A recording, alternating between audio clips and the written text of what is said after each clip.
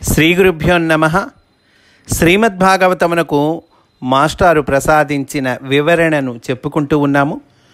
అందులో భాగంగా గ్రంథులు అని మాస్టారు రహస్య ప్రకాశానికి ముందు మనము తెలుసుకోవాల్సిన విషయాలను చక్కగా విశదీకరించి చెప్పారండి. దివ్యజ్ఞానము బ్లావెట్స్కీ మాత అందించినటువంటి ఆ దివ్యజ్ఞానంలోని విషయాలను కూడా సమన్వయం చేస్తూ మనకి చక్కగా వివరణ ఇస్తూ వచ్చారు. అందులో ఆదిమానవ రాజరహస్యములు అనేటువంటి అంశములో మనమున్నామండి. సరే, ప్రియవ్రతునికి 10 మంది కుమారులని చెప్పుకున్నాము. ఆ 10 మందిలో ఆగ్నేయుధ్రుడు పెద్దవాడని చెప్పుకున్నాము. ఆగ్నేయుధ్రుని కొడుకులు 9 మంది. అంటే అసలు కథ లోపల మనం తర్వాత వెళ్తామండి, రహస్య ప్రకాశంలోకి తర్వాత వెళ్తాం. ముందు అసలు దాన్ని అంతరార్థము విశదీకరిస్తూ ఉన్నారన్నమాట. ఆ కథ మనకు అర్థం కాకుండా మనం చిక్కులు పడతామేమో అని ఆ చిక్కు తొలగించేటువంటి ప్రక్రియ ముందు అందిస్తూ ఉన్నారు మనకి. ఆగ్నేయుధ్రుని కొడుకులు 9 మంది. వీళ్ళందరూ ప్రియవ్రతుని కుమారులండి. ప్రియవ్రతుని కుమారులు వాళ్ళ సంతతులు ఎట్లా ఉన్నాయని చెప్తున్నారు. యుగ్మజిహ్వుని కొడుకులు 7, యజ్ఞబాహుని కొడుకులు 7, హిరణ్యరేతసుని కొడుకులు 7, ఘృతపృష్ఠుని కొడుకులు 7, మేధాతిథి కొడుకులు 7, వీతిహోత్రుని కొడుకులు 2, ప్రియవ్రతుడు, వృషభుడు, భరతుడు కలిసి 49 మంది. మొత్తం 49 లెక్క చెప్పారు. ఈ సృష్టి సప్తలోకముల వ్యాప్తిగా ఏర్పడునని వేదములయందును ఉపనిషత్ పురాణ ఇతిహాసముల యందును చెప్పబడుట దీనికి ప్రమాణము. ఈ సృష్టి మనకి అన్నిట్లో ఏం చెప్పారు? ఉపనిషత్తుల్లో కానీ, వేదాల్లో కానీ, పురాణాల్లో కానీ, ఇతిహాసాల్లో కానీ సప్తలోకముల వ్యాప్తిగా ఏర్పడును అని చెప్పారు కదండి. అంటే ఇదిగో ఇక్కడ టాలీ చేశారు. 7 ఏళ్ళు 49కి టాలీ చేశారు. మరియు అగ్నిహోత్రుని వంశము వారు 49 మంది అని భాగవతమునందును, భారతమునందును, మిగిలిన పురాణములందును వర్ణింపబడినది. ఈ అగ్నులందరూ జీవ సృష్టికి మూలములైన వెలుగులు. వానిని అనుసరించియే 7x7 49గా ఈ సృష్టి మూల కథ వివరింపబడినది. బ్రహ్మాండమనబడు పిండము, అంటే ఇంగ్లీష్లో దీన్ని ఫోటస్ అంటారండి, FOETUS. అది కూడా మాస్టర్ ఇచ్చిందే, అన్నీ మాస్టర్ వాక్యాలండి. అందువల్ల ఇది మనకి కొంత అర్థమైనట్టు, కొంత అర్థం కానట్లు ఉంటుంది. కొంత అర్థం అవ్వచ్చు, కొంత అర్థం కావచ్చు. కంగారు వద్దండి, దిగులొద్దు, ఏం పర్వాలే. ఈరోజే మనకి గబగబా అర్థం అవ్వాలనేం లేదు. చక్కగా విందాం. అన్నీ మాస్టర్ వాక్యాలు కాబట్టి విందాం. 1కి 2 సార్లు విందాం, చదువుకుందాము, విందాము. చిన్నగా అవే అర్థమవుతాయి. మాస్టారు ఎప్పటికీ మనకి స్ఫురింపజేస్తే అప్పటికి చక్కగా అర్థమవుతాయి, అప్పటికి అవగతం అవుతాయి. మాస్టర్ దయ కదా అంతా. 10 పాయింట్లలో 1 పాయింట్ అయినా అర్థమవుతుంది కదండి, చాలు. అట్లా ముందుకెళ్దాం మనం. కనుక ఏమంటున్నారు? వానిని అనుసరించి 49గా ఈ సృష్టి మూల కథ వివరింపబడినది. బ్రహ్మాండమనవుడు పిండము దితి గర్భమున పెరుగుచుండగా, అంటే లోపల కథ వస్తుందండి మనకి. ఈ కథ లోపల వస్తుంది. దితి గర్భంలో ఒక పిండం పెరుగుతోంది అని వస్తుంది. అంటే కశ్యప ప్రజాపతి భార్య దితి, అదితి అని 2 భార్యలను చెప్పుకున్నాంగా మనం. బ్రహ్మాండమనబడి పిండము దితి గర్భమున పెరుగుచుండగా ఇంద్రుడు గర్భమున ప్రవేశించి వజ్రముతో కొట్టెనట. ఆ కథ వస్తుంది. ఇంద్రుడంటే అదితి కుమారులు, వీళ్ళందరూ దేవతలు అంటారు వీళ్ళందరినీ. మరి దితి కుమారులో వీళ్ళని రాక్షసులు, వీళ్ళందరూ దానవులు. అందువల్ల వీళ్ళిద్దరికీ వైరం, దేవతలకి దానవులకి. అందువల్ల ఈ గర్భంలో పిండం పెరుగుతుండేసరికి ఇంద్రుడు ఏం చేస్తాడు? గర్భమున ప్రవేశించి వజ్రముతో కొట్టెనట. పిండము 7 ముక్కలై రోదించినది. ఇంద్రుడు మరలా కొట్టెను. ఒక్కొక్కటి 7 ముక్కలై 49 ముక్కలైనది. ఇంద్రుడు మారుదా, ఇంద్రుడు ఆ సమయంలో మారుదా అన్నట్టండి. మారుదా అంటే ఏడవకుడు, ఏడవ్వాకు అన్నాడు. అంటే మారుదా మారుదా అని పలికెట్ట. అప్పుడు వారు మరుత్తులై సృష్టిలోనికి దిగివచ్చిరట. ఈ మారుదానే ఏమైందండి, మరుత్తులు అన్నారు. అందువల్ల మరుత్తులై వాళ్ళు సృష్టిలోకి దిగివచ్చారని కథ ఉంటుంది. ఇక్కడ మాస్టర్ ఏమంటున్నారంటే, ఈ వేదశాస్త్ర దర్శన వ్యాఖ్యానమైన కథ వాల్మీకి రామాయణమున విశ్వామిత్రునిచే రామలక్ష్మణులకు చమత్కారముగా చెప్పబడినట్లు బాలకాండలో ఉన్నది. ఈ లెక్కల నుండియే 7 జాతుల సృష్టిజీవులు కాలక్రమమున పరిణామము చెందుచున్నవి. అందు 4వ జాతి నడిమి జాతి. అందే దేహ నిర్మాణము, స్త్రీ పురుష విభేదము పుట్టును. ఈ సమన్వయమునందలి విశేషాంశములన్నీయు సవిస్తరముగా హెలీనా పెట్రోవా బ్లావెట్స్కీ రచించిన గుప్త విద్య సీక్రెట్ డాక్ట్రిన్ అను గ్రంథమున శ్రద్ధ కలవారు చదువుకొనవచ్చును. అందలి ప్రసక్త వాక్యములను మాత్రము ఉదాహరించి 12వ సంపుటమునకు అనుబంధమున ఇచ్చి ఉన్నాను. 12వ వాల్యూమ్కి అనుబంధంలో ఈ సీక్రెట్ డాక్ట్రిన్లోని వాక్యాలు ఇచ్చారండి. ఇందు క్రౌంచదీపమందలి 7 వర్షములను ఘృతపృష్ఠుని 7 కొడుకులకు పంచబడెనని చెప్పబడెను. ఘృతపృష్ఠుడనగా వీపున నెయ్యి పులమబడినవాడు. వీపు అనగా వెనుక భాగము లేక వెనుక ముందుల భేదముతో కూడిన భౌతిక సృష్టి. ఘృతమనగా పేరిన నెయ్యి. ఇచ్చట హోమమునకు పనికి వచ్చు స్థూల ద్రవ్యము. ఘృతం అంటే మామూలుగా పేరిన నెయ్యి అని అర్థం అండి. ఇక్కడ అర్థం ఏంటి? హోమమునకు పనికి వచ్చు స్థూల ద్రవ్యము అంటే ఏంటి? స్థూలదేహములాధారముగా గొనుటకు ప్రాణమయ కోశమును పుట్టించువాడని అర్థము. అతనికి 7 కొడుకులని ఋగ్వేదమున 164వ సూక్తమందలి మొదటి మంత్రము చెప్పుచున్నది. అతడు విస్పతి లేక పరిపాలకుడు. అతడే ప్రస్తుత కథలో క్రౌంచద్వీప పరిపాలకుడుగా వర్ణింపబడెను. పై చెప్పబడిన 7x7 = 49 అను పరిణామ ప్రక్రియను అనుసరించియే మన భూగోళముపై ఒక్కొక్క మన్వంతరమున 7 వివిధ లక్షణములు గల నరజాతులు ఏర్పడుచుండును. అందొక్కొక్క జాతిలో 7 ఉపజాతులు ఏర్పడుచుండును. వీరు మన్వంతరమందలి కాల విభాగములను అనుసరించి మన భూమిపై జీవించుచుందురు. ఒక్కొక్క జాతికి ఉపజాతికి ప్రత్యేక లక్షణములుండును. ఒక ఉపజాతి తర్కము కానీ, సత్యాగ్రహణము కానీ, మంచి చెడ్డల నిర్ణయము కానీ, ధర్మశాస్త్రాదులు కానీ మిగిలిన వానికన్నా వేరుగా ఉండును. ఇందు 7 జాతులకు సంబంధించిన మనువులు ఈ జాతి లక్షణములకు అధిపతులయ్యారండి. 7 జాతులకు సంబంధించిన మనువులు కూడా ఈ జాతి లక్షణములకు అధిపతులై కాలస్వరూపులై వర్తింతురు. ఎండాకాలము, వానాకాలము, చలికాలము ఎట్లు కాలస్వరూపములై ప్రభావము చూపుచున్నవో అట్లే ఈ మనువులును. 14 మన్వంతరములలో ఒక్కొక్క దాని యందు 7 మనువులు వర్తింతురు. అందొక్కొక్క మనువు కాలమున మరలా 7 మనువులు అంతర్దశల వలె వర్తింతురు. ఈ చిల్లర మనువులే ఇతట వర్ణింపబడిన 7 కొడుకుల పట్టికలు. ఇన్ని విభేదములను పువ్వుల రేఖలుగా 49 ఉపజాతులు వర్తించుటతో ఒక మన్వంతరము జరుగును. 71 మహాయుగముల కాలము ఒక మన్వంతరము. మన్వంతరం అంటే ఎంతండి లెక్క? 71 మహాయుగముల కాలము. దీనికి సంధికాలములు కూడా కలుపుకొన్నచో 72 మహాయుగముల కాలము ఒక మన్వంతరమని ఆర్యభట్టు తన గ్రహగణితమున పేర్కొనెను.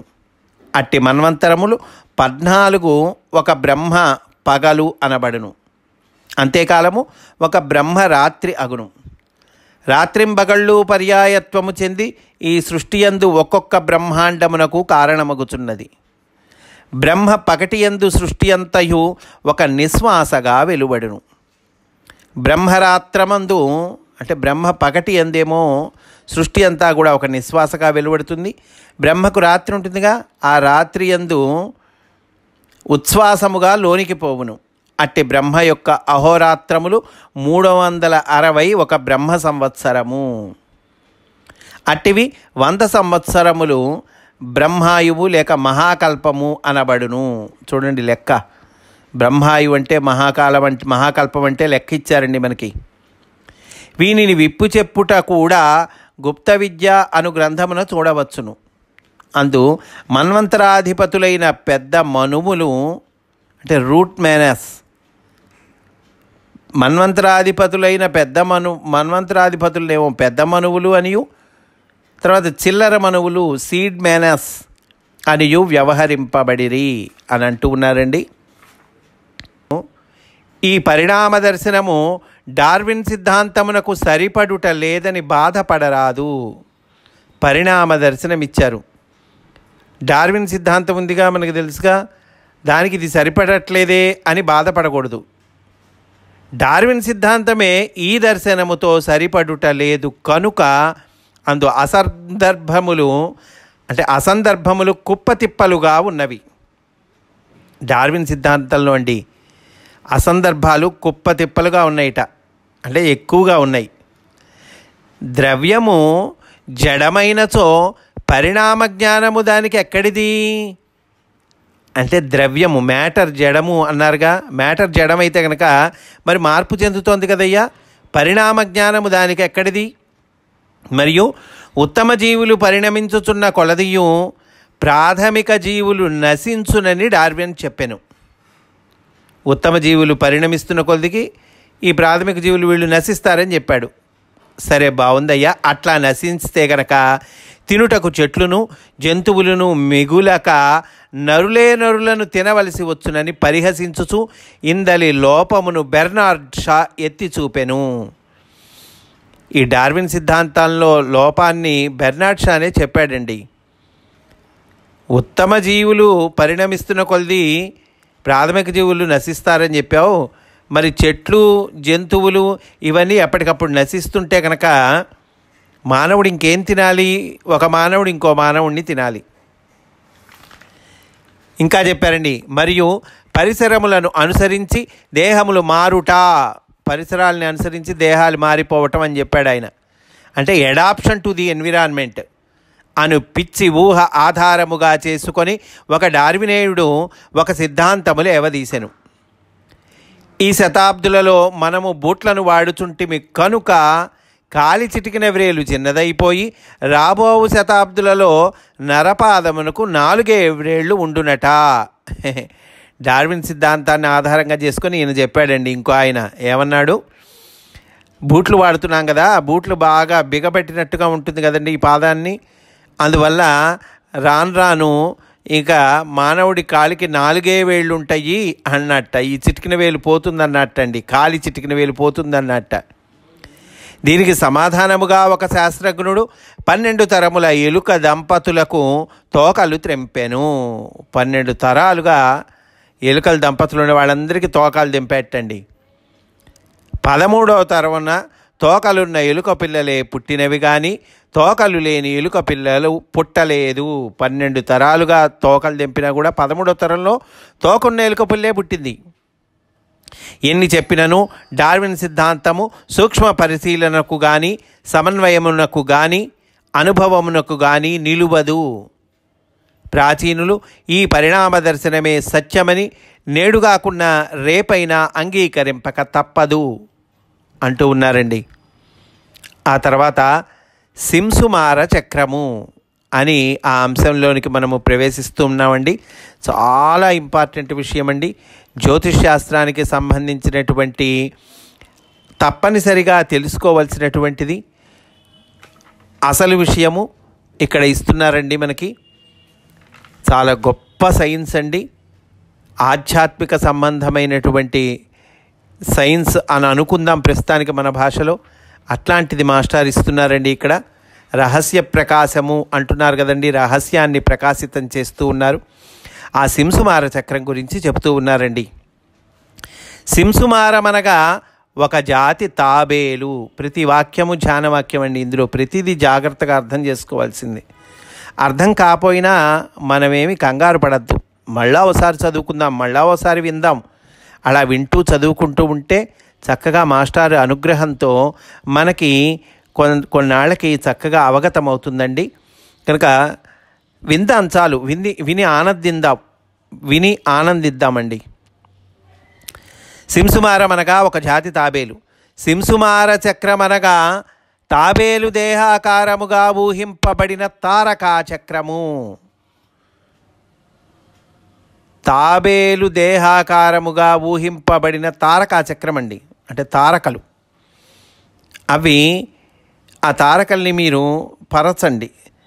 తాబేలు దేహాకారంగా వాటిని కలిపితే అట్లా వస్తుంది. తాబేలు దేహాకారంలాగా వస్తుంది. ఆకాశమున మనకు కనిపించు తారకలే అసంఖ్యాకములు. చాలా ఉన్నాయండి. ఆకాశంలో తారకలు చాలా ఉన్నాయి. ఒక్కొక్కటి ఒక్కొక్క సౌర కుటుంబము. ప్రతి ఒక్కదానికి ఇప్పుడు మన సోలార్ ఫ్యామిలీ ఉంటున్నాం కదండి. ఇందులో 9 గ్రహాలు ఉన్నాయి, ఉపగ్రహాలు ఉన్నాయి. ఇవన్నీ సూర్యుడిని ఆధారంగా చేసుకొని తిరుగుతున్నాయి. ఎన్నో చెప్పుకుంటున్నాగా. ఇదంతా సౌర కుటుంబం అంటున్నాగా. ఇట్లాంటిది ప్రతి తారకకి ఈ కుటుంబం ఉందండి. జాగ్రత్తగా గుర్తుపెట్టుకోవాలి. చిన్నదో పెద్దదో ప్రతి తారకకి ఇలాంటి కుటుంబం ఉంది. ఆకాశమున మనకు కనిపించు తారకలే అసంఖ్యాకములు. ఒక్కొక్కటి ఒక్కొక్క సౌర కుటుంబము. మనకు మిక్కిలి దగ్గరగా ఉన్న తారకయే మన సూర్యుడు. ఇప్పుడు మనం చూస్తున్న సూర్యుడు ఉన్నాడే, ఈ తారకలన్నింటిలో మనకి దగ్గరగా ఉన్నవాడు. ఇట్లాంటి సూర్యులు బోలెడు. కనుక ఇప్పుడు మనం చూస్తున్న సూర్యుడు ఒక తారక, మనకి దగ్గరగా ఉన్న తారక. మిగిలిన వానిలో మన సూర్యుని కన్నా మిక్కిలి పెద్ద తారకలు కూడా కలవు, చాలా కలవు అంటున్నారండి. మన సూర్యుడి కన్నా పెద్ద తారకలు కూడా బోలెడున్నాయిట. ఉదాహరణకు జ్యేష్ఠ, ఇంగ్లీష్లో యాంటరెస్ అండి. జ్యేష్ఠ అను తారక మనకు అందుబాటులో ఉన్న వానిలో మిక్కిలి పెద్దది. మనకు అందుబాటులో ఉన్న వాటిల్లో మిక్కిలి పెద్దదైన తారక ఏంటి? జ్యేష్ఠ అంటున్నారు. కనుకయే జ్యేష్ఠ అను దానికి పేరు పెట్టబడినది. జ్యేష్ఠ అంటే పెద్దవాడని కదండి అర్థం. ఇంట్లో జ్యేష్ఠ కుమారుడు అంటాడుగా, అంటే పెద్ద కుమారుడని. అందులో అది పెద్ద తారక కాబట్టి ఆ పేరు పెట్టారంటున్నారు. ఇట్టి తారకలు మన సౌర కుటుంబము పైనను తద్వారమున మన భూమిపైనను ప్రభావము చూపుచుండును. భూమిపై గల జీవరాశులు, నరులు, వారి జాతుల ప్రత్యేక లక్షణములు ఈ తారకలచే ప్రభావితమగుచుండును. అంతేకాదు, అరుదుగా కొందరు వ్యక్తులు కూడా ఒక్కొక్క తారక ప్రభావమున పుట్టుదురు. కొందరు వ్యక్తులటండి అరుదుగా ఈ తారకల ప్రభావంతో పుడతారట. వారు నరజాతికి కావలసిన కొన్ని ధర్మములను ప్రకాశింపజేసి స్థాపింతురు. రాముడు, కృష్ణుడు, బుద్ధుడు, మైత్రేయుడు, మాస్టర్ సివివి మొదలైన వారు అట్టివారు. వారు కాలకాలముల యందును భూమికి దిగివచ్చి ధర్మ సంస్థాపనమును చేసిపోవుటను గూర్చిన కాలజ్ఞానము అంతయు ఈ తారకల జ్ఞానముపై ఆధారపడి ఉన్నది. మనకు ఒక్కొక్క తారక ప్రభావము తెలిసిన కొలదియు కాలజ్ఞానము కలుగును. ఇది పండిత లోకమున వ్యాప్తిలో ఉన్న జాతక చక్ర పరిశీలనమునకు అందునది కాదు. దీనిని గూర్చిన శాస్త్రజ్ఞానము ఆధునికులచే మరవబడినది. ఈ శాస్త్రజ్ఞానము ప్రస్తుతం మన వాళ్ళు మరవబడినది అంటున్నారండి. మన వాళ్ళచే, ఆధునిక శాస్త్రజ్ఞులచే మరవబడినది. ఇతిహాస పురాణములలో చెప్పబడిన కథలలో చాలా వరకు ఈ తారక ప్రభావములకు అర్థవాదములు ఉన్నవి. ఈ విషయాలన్నీ కూడా ఇతిహాస పురాణాల్లో చెప్పారండి, కథల రూపంలో చెప్పారు. వాటిని అర్థవాదములు అంటున్నారు. భాగవతమున దీనికి కావలసిన విజ్ఞానమంతయు పంచమ స్కందమున నివురుగప్పిన నిప్పువలే ఉన్నది. చూడండి, పంచమ స్కందంలో దీనికి కావాల్సిన విజ్ఞానమంతా ఉందటండి. ఎట్లా ఉంది? నివురుగప్పిన నిప్పువలే ఉన్నది. ఈ తారకల స్థానములను ప్రత్యేకముగా గుర్తించుటకై ఒక్కొక్క దానికే సార్థకమైన నామకరణము, కొన్ని తారకల గుంపుల ఆకార విశేషములు వర్ణింపబడినవి. కొన్ని తారకల గుంపులు ఉన్నాయండి, ఆ గుంపుల ఆకార విశేషాలు వర్ణింపబడ్డాయి. అట్టి వానిలో ముఖ్యమైనదే ఈ సింసుమార చక్రము. ఇంతకీ సింసుమార చక్రం అంటే సింపుల్గా ఏంటండి? తారకల గుంపు. ఏంటండి సింసుమార చక్రం అంటే? తారకల గుంపు. తారకలు ఒక చోట కలిసి ఒక ఆకారంలాగా ఏర్పడితే అలా ఏర్పడినటువంటి ఒకానొక ఆకారానికి ఈ సింసుమార చక్రము అంటున్నారు. ఎక్కడుందండి ఇది? భూమి మీద నిలబడి చూడగా భూమధ్యరేఖకు ఉత్తరము వైపున గల ఆకాశపు డిప్పయందలి తారకా వ్యూహము ఇందు చెప్పబడినది. భూమి నిలబడి చూడాలండి. భూమధ్యరేఖ దగ్గర మనం గనక నిలబడి చూస్తే ఉత్తరం వైపున గల ఆకాశపు డిప్ప అందలి తారకా వ్యూహం అండి ఇది. అది ఇక్కడ ఈ సింసుమార చక్రం చెప్పబడింది. మన ఉత్తర ధ్రువమునకు ఎదురుగా ధ్రువతార ఉన్నది. భూమికి ఉత్తర ధ్రువం దక్షిణ ధ్రువం రెండు ఉన్నాయి కదండి. ఆ ఉత్తర ధ్రువానికి ఎదురుగా ధ్రువతార ఉంది. చెప్పుకున్నాం మనం ధ్రువతార. దానికన్నా ఎత్తుగా మనకు కనిపించు తారకలు లేవు. ఈ ధ్రువతార కన్నా పైన ఇంకా మనకి కనిపించేటువంటి తారకలు లేవండి. ఉన్నాయి, తారకలంటూ ఉన్నాయి, కానీ మనకి కనిపించేటువంటి తారకలు లేవు. ఏది? ధ్రువతార కన్నా పైన. కనుక ధ్రువతార నుండి మన వైపునకు దిగువగా ఒక గుంపు గుర్తింపబడినది. సో ఈ ధ్రువతార ఉన్న చోటు నుంచి మన భూమి యొక్క ఉత్తర ధ్రువము ఈ మధ్యలో ఒక గుంపు గుర్తింపబడిందట. ఎలా ఉందండి ఆ గుంపు? తోక చివర ధ్రువతారయుండి తోక చివర ఆ గుంపు యొక్క తోక చివర ధ్రువతార ఉండి పైనుండి దిగువగా దిగుచున్న తాబేలు ఆకారములో మిగిలిన తారకలన్నీ దేహస్థానముల యందు ఉపదేశింపబడినవి. దీని తోక నుండి సూటిగా దిగువ మన భూమి యొక్క ఉత్తర ధ్రువం ఉన్నది. అట్లా తాబేలు ఆ తోకేమో ధ్రువతార వైపు, ఆ తలేమో మన వైపు పెట్టినట్టుగా ఉన్న ఆ సింసుమార చక్రం ఉందండి. ధ్రువతార నుండి మన వైపునకు దిగువగా ఈ గుంపు గుర్తింపబడింది అన్నారు. తోక చివరేమో ధ్రువతార ఉన్నది అన్నారు. పైనుండి దిగువగా దిగుతున్న తాబేలు ఆకారంలో ఉన్నది అన్నారు. మిగిలిన తారకలన్నీ కూడా దేహస్థానములందు ఉపదేశింపబడిన, అంటే ఆ తాబేలును కనుక మనం అక్కడ ఉన్నట్లు ఊహించుకుంటే ఆ తాబేలు దేహస్థానములందు మిగతా తాబేళ్ళు ఉన్నాయి, మిగతా తారకలు ఉన్నాయి అని చెప్తున్నారు. దీని తోక నుండి సూటిగా దిగువ మన భూమి యొక్క ఉత్తర ధ్రువం ఉన్నది. దీని నుండి దక్షిణ ధ్రువమునకు పొడిగింపబడిన రేఖ ఊహించినచో మేరుదండము అనబడును. ఆ ఉత్తర ధ్రువం, భూమి యొక్క ఉత్తర ధ్రువం నుండి దక్షిణ ధ్రువానికి కలిపేటువంటి రేఖ ఒకటి మనం గనక ఊహిస్తే దాన్ని మేరుదండము అంటారు. ఇది కూడా చెప్పుకున్నామండి మనం. మనకి ముందే ఫోటో కూడా, బొమ్మ చూపించి కూడా మనకి ఎక్స్ప్లెయిన్ చేశారు. ఈ మేరుదండమును ఉత్తరముగా పొడిగించి ధ్రువతారకు కలిపినచో తాబేటిని 2 సమభాగములుగా చూపించు రేఖ ఏర్పడును. దాని వర్ణనమే ఈ సింసుమార చక్రముగా ఈ రేఖకు అటునిటు తారకలు న్యాసము చేసి చెప్పబడినవి అంటూ ఉన్నారండి. ఆ రకంగా చక్కగా సింసుమార చక్రము అది ఉన్న ప్లేస్ ఏంటి, ఎలా ఉన్నది అనేటువంటిది మనకి వివరిస్తూ ఉన్నారు మాస్టారు. ఈరోజు ఇక్కడితో పూర్తి చేసుకుందాము. రేపు కూడా ఇదే అంశంలోని విశేషాలను చెప్పుకుందాము అని సవినయముగా మనవి చేసుకుంటూ స్వస్తి. వాసుదేవ.